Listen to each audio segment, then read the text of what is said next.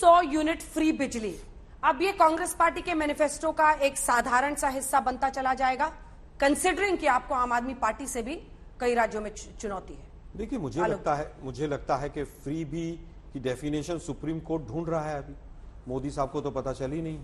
मोदी साहब 2 सिलेंडर दें किसी को तो वो फ्री भी नहीं है। मोदी साहब साइकिल और स्कूटी बांटें तो वो फ्री भी नहीं है।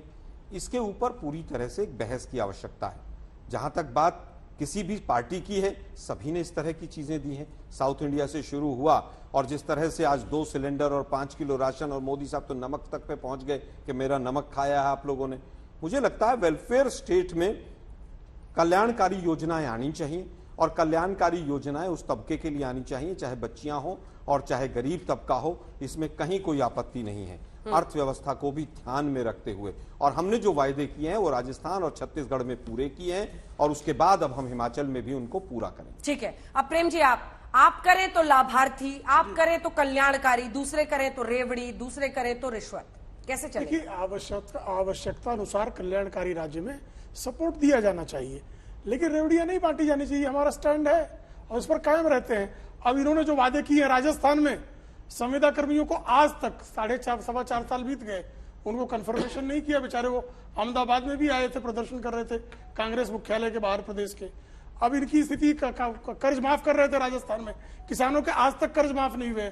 अब देखना है हिमाचल प्रदेश में इन्होंने जो वादे किए हैं वो कब पूरा करते हैं, हम लोग प्रतीक्षा करेंगे। ठीक है। अच्छा आलोक जी, ये रेवड़ियों को लेकर मुझे लगता है कि अब भारतीय राजनीति में ये अब आ गया है, ये रहेगा और इसका असर भी दिखेगा। राजनीतिक पार्टियां फायदा उठाएंगी और इसी में अब लड़ाई होगी कि कौन क्या, क्योंकि 80 करोड़ लोगों को खाना खिला रहे हैं, तो वो भी एक तरह से अगर आप देखें कोविड का वक्त अब खत्म हो चुका है। नहीं, ये कब नहीं था, ये तो हमेशा से राजनीति में था। इसके बस मायने अलग अलग बदलते रहते हैं, कभी वो कैश में हो जाता है, कभी काइंड में हो जाता है। सवाल वो नहीं है। मेरा अभी भी बहुत स्पष्ट मानना है अंजना जी की हिमाचल में हार इसलिए थी क्योंकि सत्ता में रह के बीजेपी फ्रैगमेंटेड थी और अपोजिशन में रह के कांग्रेस यूनाइटेड थी। हिमाचल में सबसे बड़ी ग्राउंड रीजन यही थी हार की। ये मुद्दे होते हैं, वो 2-4% वोट जरूर असर करते हैं, लेकिन परसेप्शन बिगड़ जाता है लीडरशिप का। ये बीजेपी को मंथन इसी पे करना होगा कि हम सत्ता में रह के फ्रैगमेंटेड क्यों थे।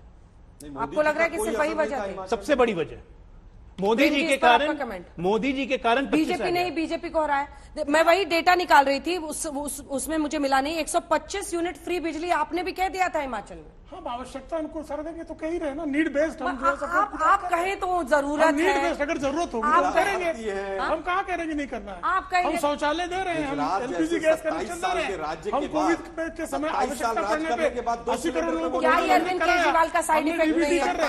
बिल्कुल नहीं, हम पहले से कर रहे हैं। अरविंद केजरीवाल के पहले एलपीजी गैस कनेक्शन 2 बांटना फ्री दिया, उन्होंने सोचा भी नहीं था।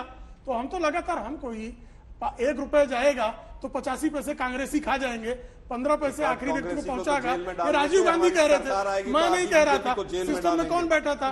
कांग्रेसी बैठे थे। हम तो 1 रुपए जाएगा, 1 रुपए लाभार्थी खाते में पहुंच जाएगा। लेकिन हिमाचल इस बात की भी गवाही है कि अंत में आप सारे चेहरे बदल देंगे।